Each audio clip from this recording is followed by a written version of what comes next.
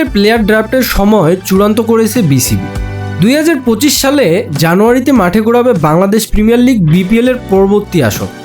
এই টুর্নামেন্টকে সামনে রেখে প্লেয়ার ড্রাফটের সময় চূড়ান্ত করেছে বাংলাদেশ ক্রিকেট বোর্ড বিসিবি। আগামী সেপ্টেম্বরের প্রথম সপ্তাহে হতে পারে বিপিএলের প্লেয়ার ড্রাফট।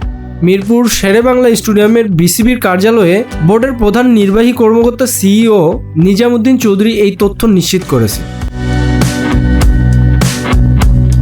গত বিপিএলে অংশ নেওয়া সব দল এখনও পরের আসরে খেলার ব্যাপারে সবুজ সংকেত দেয়নি।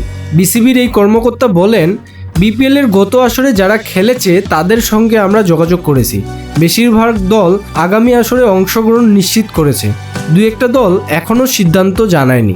সেই দলগুলো সিদ্ধান্ত জানালে পরবর্তী কর্মপদ্ধতি ঠিক করা হবে। তবে এর আগে অবশ্য প্লেয়ার ড্রাফটের সময় ঠিক করে ফেলেছে বিসিবি। নিজামুদ্দিন চৌধুরী বলেন, বাকি দলগুলো অংশগ্রহণ নিশ্চিত করলে পরের পদক্ষেপ ঠিক করব। আমরা এরই মধ্যে একটা সময় নির্ধারণ করেছি প্লেয়ার ড্রাফটের জন্য। এরপর ধাপে ধাপে এগিয়ে যাব। প্লেয়ার ড্রাফট সেপ্টেম্বরের প্রথম সপ্তাহে হতে পারে।